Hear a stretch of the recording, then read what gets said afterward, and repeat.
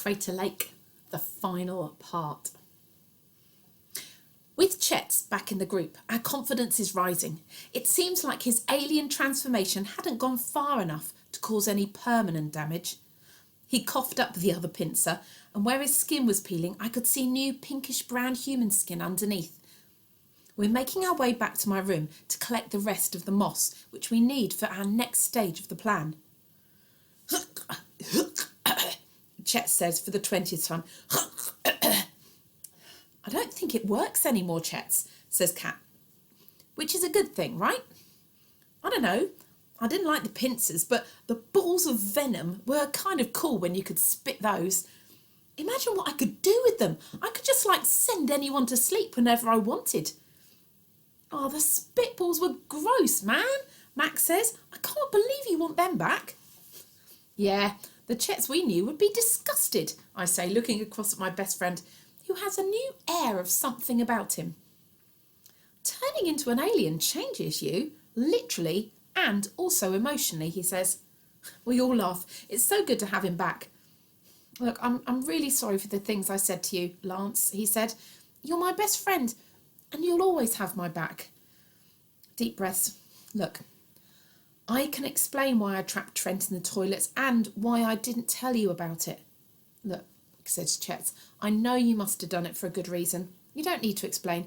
Let's talk about it once we're out of this flipping crater, eh? Oh my gosh, Chet. Chet saved an almost swear, said Gus. You really have changed. Welcome to the new me, Chet smiles and starts trying to walk with what I think is supposed to be like a gangster swagger. Chet, I say, you're a straight savage. All is quiet in the dorm corridor. We tiptoe down the steps to my room and quietly open the door, expecting to find Trent sleeping with the CPAP on again. But he's not there. That's weird, said Kat. I would have thought Trent would have been too scared to go out on his own. I wonder if he got caught. Mac walks over to the beds and checks underneath it just in case. Well, there's no sign of a struggle, I say, and if the bug eye knew he was here, they would be waiting for us too. So where is he then, says Chet. We look around the room, all of us are blank, and that's when I realise something else is missing. Guys, the bag of moss, it's not here. And the CPAP mask, it's missing too, says Mac. Mac and Kat start opening the drawers and checking under the duvet, but I know where it's gone. Trent's taken them, I say. He's taken them and he's gone for the gate. He's trying to escape. He's saving himself, Kat gasps. Of course he is, says Mac. Why the hell did we trust him? Now this is bad, really bad.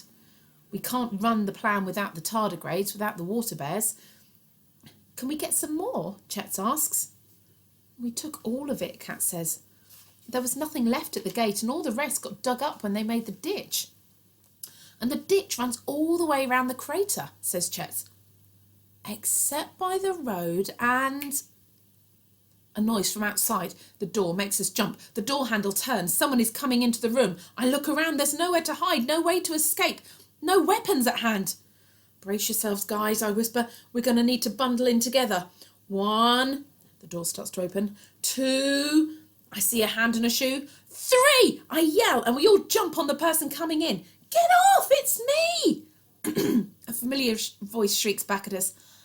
Aid, Kat says, and her death grip headlock becomes a tight hug. You made it! I knew you'd make it, Max says. He's grinning like a mad person. I'm so happy I can't say anything. She's dirty, she's got a few scratches and scrapes and a torn t-shirt sleeve, but she's okay. She was right. She was more than capable. I should have trusted her. Oh, it's good to see you, Chet, says Adrienne. Yeah, good to see you too, Chet hugs her. So, where are we with the plan, she asks, once we've all calmed down a bit. Well, it was going great, I say. As you can see, Chet's lack of creepy pincers and alien eyes, but... Trent's done a runner with the Tardimoss, Max says. Oh, what a swine, Adrian says.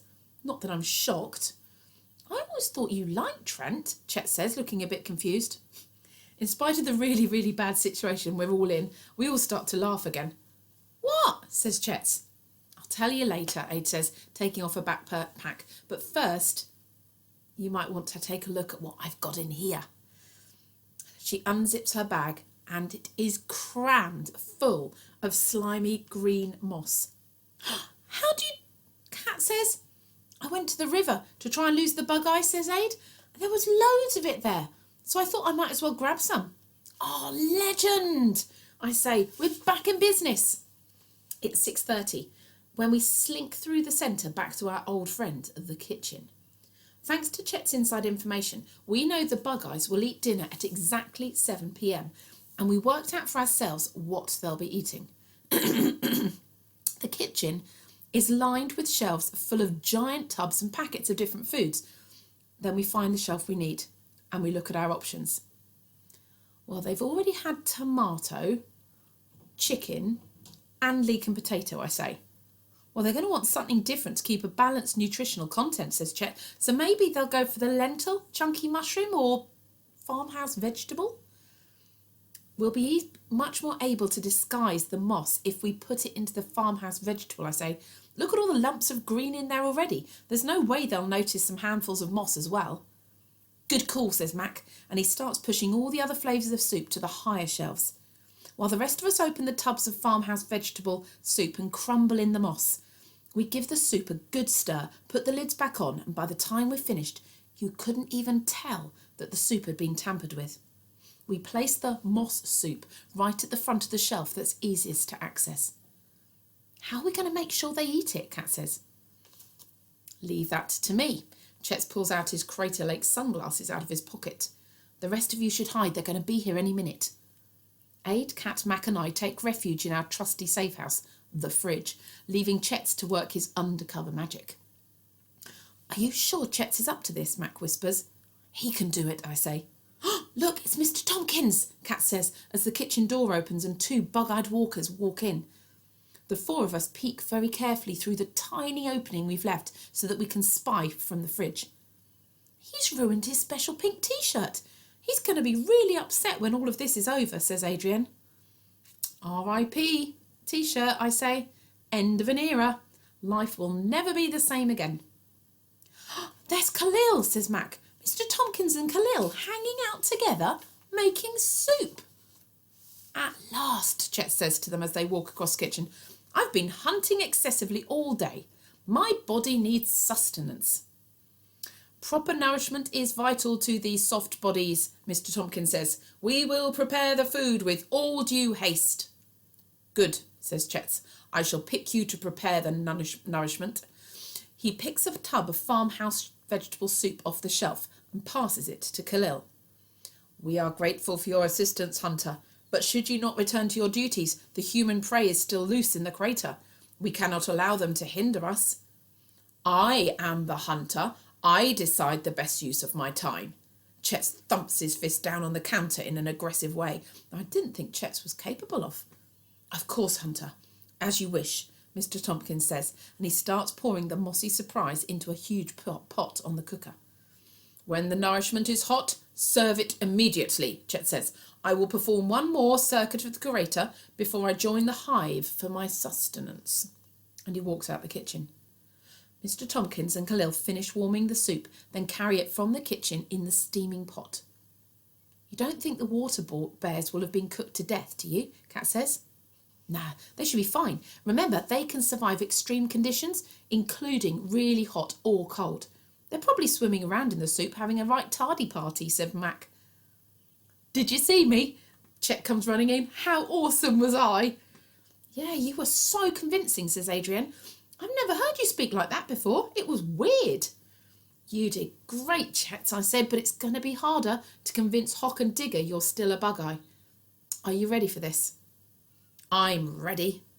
Well, let's prepare for the final stage, I say. It's all or nothing now. Chapter 21, The Ticking Clock. We sit in a clearing behind the centre to go through the end game. Each of us has a role to play, and if any of us fail, the whole plan will come crashing down. It requires total investment from all of us, and total investment is challenging when you haven't slept properly for 2 days. Everyone is assigned a job to match their skill set. Big Mac, You understand construction and you're strong. You're going to be stationed at the dam site.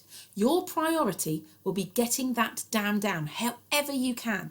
We need the river flowing back down into the crater.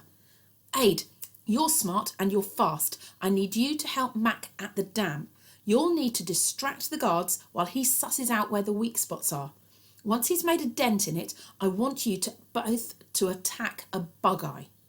The rest of the plan depends on them then releasing the pheromone and drawing all the other bug-eyes up to the river. Use the swarm. They'll be frenzied and aggressive, so you might even be able to get them to do a lot of the dam destruction for you if they're cross enough. Try to lure them into the riverbed so that when the dam breaks, they'll all be just swept away with the water. We'll get it done, says Mac. And keep each other safe. When the river floods through, you both need to be really clear of the torrent. Affirmative, nods Adrian. Big Mac and Adrian, the perfect team, Kat says. Your ship can be named Big Mad. No, Mariana. No, Madriac. Both Mac and Adrian turn pink, so I move on. Chets, they don't know that you're not a bug-eye anymore. You can be our undercover brother. You need to keep Digger and Hawk from going with the others when they swarm. They're clever. They'll work out what we're trying to do, and that could jeopardise the whole thing. We need to keep them away from the dam. Got it, Chet says. Katya, you're blessed with an innocent face and mad climbing skills. I need you to lure Digger. No problem, she smiles. I'm going to take on Hawk. She'll come for me anyway, and it's time we faced off. The sun was getting low in the sky. We need that dam down before it gets dark. The bug-eyes can see at night and we can't, so they'll have too much of an advantage if we leave it much later. Good luck, everyone, I say. Let's get ready to rumble. I wait nervously with Katya in the trees at the side of the lawn. I hope Madriac are all right, Kat says. They're a couple of bad A's, I say, and they'll look out for each other. I'm sure they're okay. I guess we'll find out soon, one way or another. It's still wicked hot, but for the first time in days there is a slight breeze. It feels amazing as it tickles my skin, and it carries the faint smell of blossom. It's almost like life is coming back into the crater, and it gives me hope. Look, Kat says, pointing at the bug-eyes who up until now have been completely engrossed in draining the lake. The water is ankle deep. Like a flock of frightened deer, they all suddenly raise their heads and sniff the air. They turn in the direction of the dam, and then they drop their tools and they run. Gosh, how on earth are Ada and Matt going to manage all those angry bug-eyes, Kat says. We can't worry about that now, I say. Besides, the force is strong with them. If anyone can do it, they can. Look, Chet's is up. Chet's has been stalking around the tree line as if he's on hunter duty. When the bug-eyes start to swarm, he runs towards Hawk and Digger. Hunters, cease, he calls, as they turn to join the others flocking to the dam site. He's totally got the bug-eye lingo down, I say. Yeah, he really is embracing the role. Hawk and Digger turn to Chet, who's still wearing his sunglasses. That's our sign to take position. Cat turns and hugs me. We leave the shelter of the trees and sprint onto the floodlit lawn. The white lights glare down on us like spotlights. We are out in the open and visible to everyone at the crater. My vision blurs, so I can't see anybody except Kat. And this is where we go our separate ways. She's gone in a swoosh of colour, and I run as fast as I can towards the patch of tall trees on the far side of the lawn. In the corner of my eye, I can see the distorted shapes of Chet's, Hawk and Digger. Chet starts to jog my way. Digger gallops after Kat. Hawk is shooting towards me like an arrow with a vendetta. I close my mind to everything around me except the enormous tree looming ahead of me, and I make my legs run faster and faster. I expect every moment to be tackled from behind, flung into the hard dirt ground, my teeth clashing together, the breath knocked out of my body. But Chet's must be doing a good job of slowing Hawk down. I reach the tree. It's got a rope ladder on one side. I launch myself at it and I grab the highest rung I can. And then I start to pull myself up. My muscles are throbbing. I'm not the best at climbing and I wouldn't usually attempt without a harness. But I have to get higher. I'm a third of the way up when Hawk reaches the tree. I look down to see her lurching at me, but her fingers just miss my boots by centimetres. "I've got you now, Lance," she says. "There is a dead end. There's nowhere left for you to run." I keep just climbing upwards, one rung at a time, until I reach the wooden platform at the top of the tree. Once I've heaved myself up onto it, I look down. Hock and Chet's are still on the ground, having a discussion. Chet's points to a tree nearby and jogs towards it, while Hock starts to climb up after me. When I look down, all I can see are those creepy, mad eyes, the shiny black and glowing yellow. The urge to jump is almost overwhelming, but I know I have got to wait. I look across the lawn to the climbing wall. Katya is halfway up it, taking a really complicated route, zigzagging across it like a rainbow-coloured ant. Every now and again she stops to pour something on the hand and footholds. She's doing it totally like a boss. Digger is behind her, but not as fast. Not as fast as I thought he would have been. And he's definitely changed shape. He's bigger, especially across his chest, so he must be stronger. But he's sort of twitching in a disturbing way. He reaches the wall and throws himself onto it like an animal. He goes for the direct route upwards, grabbing the handholds and perching on the tiny footholds like he's done this a million times. Every now and then he stops and his whole body sort of shudders. Hock looks over and smiles. "Ah, the Sporling's metamorphosis is complete. Take a look, Lance, at the majestic form of a hunter." I watch in horror as Digger's shuddering grows more and more violent, and then the top of his back expands massively, bursting through his polo shirt, which falls to shreds on the floor. His shoulder blades are overly prominent and still growing. They pull apart, splitting his skin open to reveal a mass of dark grey fuzz underneath.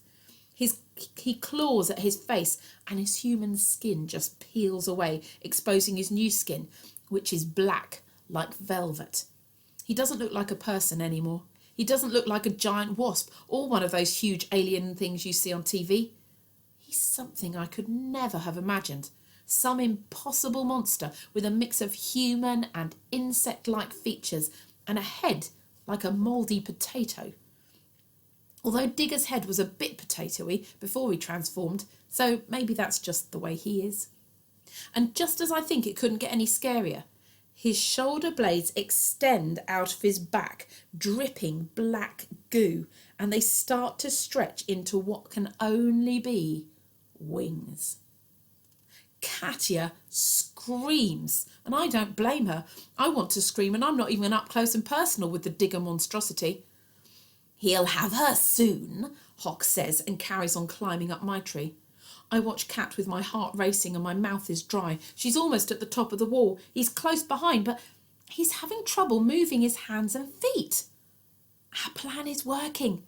Kat's fingers grasp the summit, and she starts to heave herself up. Digger tries to follow, but he can't move his right hand from the handhold. His feet are stuck too. He jiggles about and he pulls, and he finally gets his left hand loose. He lunges towards Katya and grabs her shoe. For half a second she falls back, but then she drops something on Digger and kicks out. Digger makes a noise that's somewhere between a scream and a roar. His wings stop unfurling, because they're stuck too. Katya clings to the wall and slowly eases herself up, leaving her trainer in Digger's hand. Digger roars in fury, stuck to the superglued wall like a paralysed spider. "Doesn't look like he's going to have her after all," I say, so full of relief that I feel I might wet my pants. Hock looks over. No, this is your doing, Lance Sparshot, you vile little reprobate." She quickens her pace, time to move. I ease myself around the platform to the other side of the tree trunk, where there is a thick rope swinging slightly in the breeze in front of me. This is called the leap of faith. An uncomfortably large distance away, stretched between two trees, is a large net. So there's me on this ridiculously high platform, and then a load of empty space, which I have to cross if I'm going to get away from Hock and put her out of action. I turn to see her fingertips appear at the edge of the platform. I hold the rope and I try not to think about the huge drop to the ground. If I fall, there's no way I'm going to make it without breaking most of the bones of my body. The top of her head appears and those truly awful eyes. She hisses at me, which I think is alien speak for "I hate you, I'm going to kill you, / use your body as a host for my parasitic sporlings." I count 3 breaths. I hear the click of her heel on the wooden ledge, and I fling myself off the platform. At first I freefall, down through the air with nothing to hold me back. The feeling's sickening. I brace myself for the kick when the rope I'm clinging onto for dear life goes taut. This is the most dangerous moment, the part where I'm likely to lose my grip and fall. The rope jerks, and my hands slip. My body jars at the bounce. I try to grasp the rope tighter, but it slides through my hands, burning my palms. The forward momentum is still swinging me towards the net. I just have to hold on for a second longer. My sore hands reach the end of the rope. As I near the landing net, I have one chance, so I let go and basically fly through the last bit of empty air and crash face first into the net. I manage to grab it with one hand, and I try to lock it shut while the rest of my body bounces away from the net and backwards towards it again. I get my other hand onto a rope and then a foot. I've made it onto the cargo net. I hang there for a second, dripping with sweat and relief. There's no breath left in my body. But Hock has grabbed the swinging rope and is strapping herself into the safety harness. I force myself onwards, climbing the net as quickly as I can, though my whole body wants to give up and die. I've only got a few seconds before she jumps. I slide clumsily onto the platform. I'm not going to be winning any awards for being slick. Then I take off my backpack and I pull out the can of olive oil. Hock jumps at the same moment she clocks the oil. She howls, but it's too late. I pour the oil all over the safety net. And when she hits it, she tries to grab on, but her hands just slip off. She bounces backwards and tries again on the return swing, but her hands are oily and she's got even less success. She's losing momentum and she can't get to the net. She's stuck, hanging in the harness, and she knows it. She scrawls like Digger did, only hers is higher pitched, so it sounds even more terrible. I put my hands over my ears while I grin at her furious face. The rope is almost out of swing, so she's just dangling there from the harness in the centre point between the 2 trees. She can't get to either side, and she can't drop down. One of her shoes falls off into the darkness below. "You'll pay for this," she says. "It doesn't matter what happens to me. My race is stronger, smarter and better than you in every way. We will dominate this world and you will be forgotten." "I'd love to stop and chat, miss," I say, "but if you look to your left, you'll see that the river is flowing back into Crater Lake now. So I'm afraid your precious sporlings aren't going to be escaping anytime soon." She turns to see the river surging down to the bottom of the crater, carrying most of the bug-eye workers with it. They're so weak from the moss soup and the cold water, they're not even attempting to climb out. They're just scrabbling around with panicked looks amongst their faces. Mac and Adrian had done it. I climb down the tree and collapse on the floor. "How's the tunnel blocking going?" I ask Kat, who runs over and flops down beside me. "Chet's is nearly finished. He worked out how to operate the digging machinery," he says. "So he's digging in reverse?" "Yeah, and he's still wearing the sunglasses, he thinks. He thinks they make him look real swag," she smiles. "Well done, Lance. Your plans worked." "It was all of us," I say. "That was some epic climbing from you." "I nearly fell when that black slime started oozing out of him." She looks over to where the thing that used to be Digger is glued to the wall, jerking around, still trying to get loose. Poor Digger. He looks disgusting. He's an abomination, I agree. I guess he must have skipped dinner, or maybe because he's turned the longest, the moss didn't work on him so well. Do you think if we give him some more water bears, he might turn back? I don't think there's any coming back from where he is now, I say.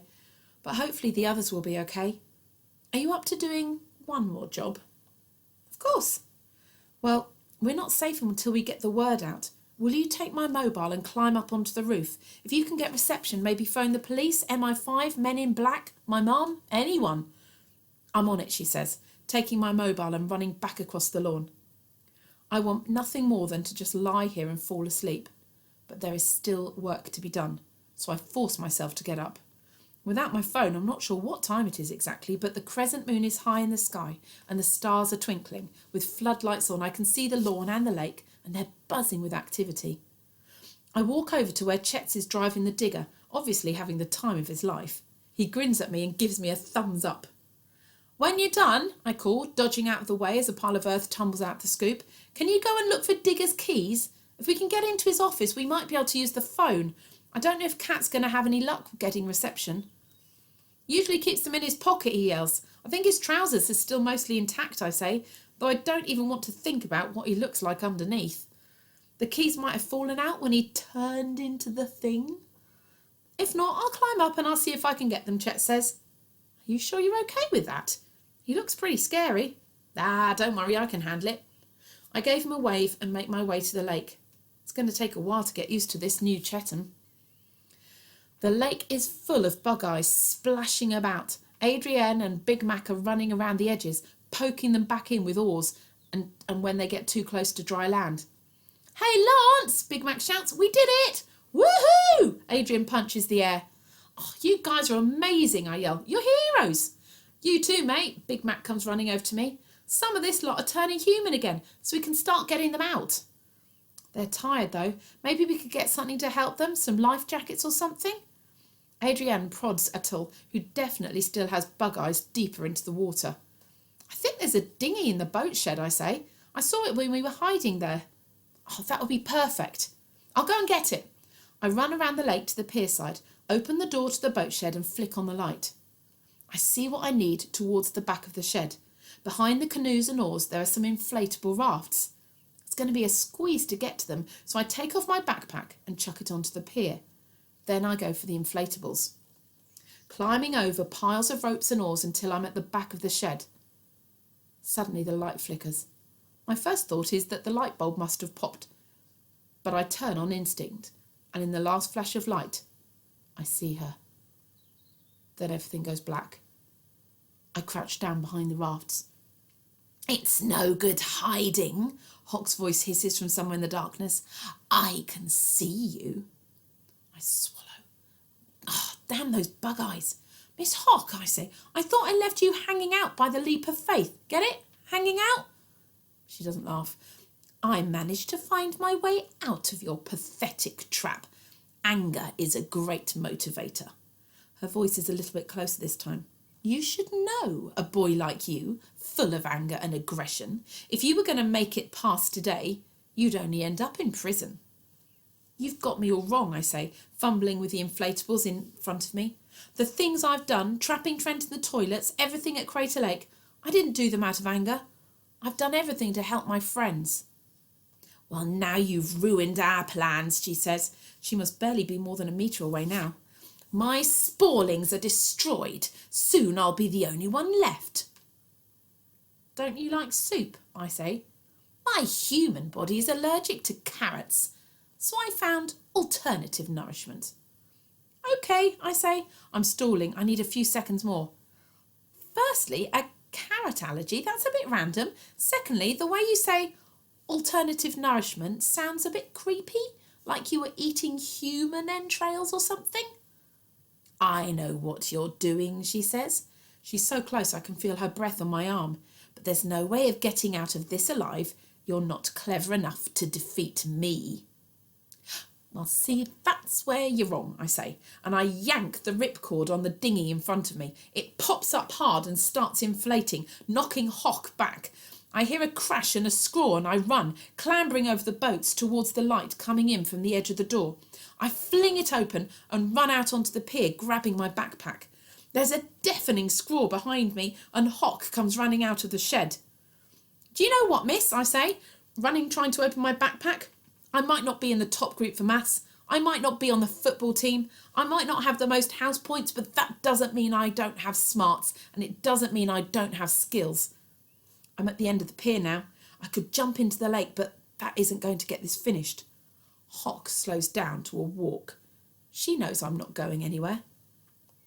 Compared to me, you're nothing, Lance Sparshot. It's like that ridiculous game you all play, the one with Geek, Robot and Overlord. Well, I'm the Overlord, and I was put here to enslave geeks like you. You're wrong, I say. You're pointless and weak, the archetypal geek. Yeah, I'm the geek, and I'm proud of it, I say, taking one more step back. I meant you're wrong about you. She tried to step towards me, but her stupid heel got caught in between the wooden boards of the pier, and she wobbles. You're not an overlord. You're the robot. I launch myself at her, and she opens her mouth to scrawl, and I stuff in a bunch of moss and hold my hand over her mouth, pushing us both over the edge of the pier. She fights me as we fall, but as we plunge into the water, the shock of the cold makes her gasp, and she swallows the moss. I let go of her face and hope I never have to get that close to a teacher again. Then I leave her to splutter back to the surface. I take a breath and I swim for the shore. Last chapter. I knew when I went on the trip to Crater Lake that I was going to be homesick, but I didn't realise how much. It's now 8:37 a.m. I know that because I got my phone back, and I'm sitting on the sofa in the snug at my house. Katya and Chet's both managed to call for help, and not long after my final showdown with Hock, the police showed up, followed by ambulances, some official-looking guys in suits, and all of our parents. They'd found Trent not far from the activity centre, crying on a tree stump. He'd used up all the oxygen, run out of snacks, and he'd got lost in the woods.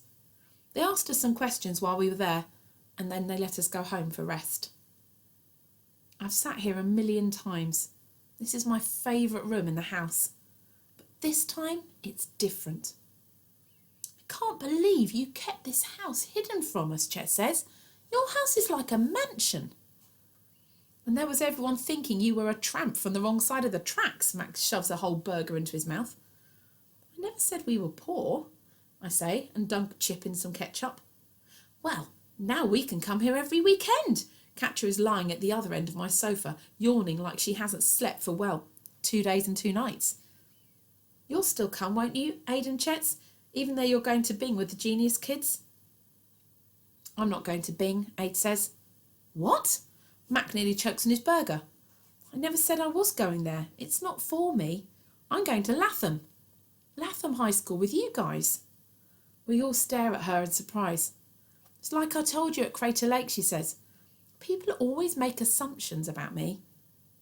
Our parents are in the kitchen having some kind of crisis meeting, so we eat and chat and laugh together until the tiredness starts to catch up with all of us.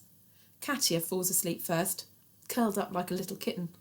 Then Mac just passes out on the floor with a pillow under his head. I guess he's used to sleeping rough, so our carpet's probably pretty comfortable in comparison.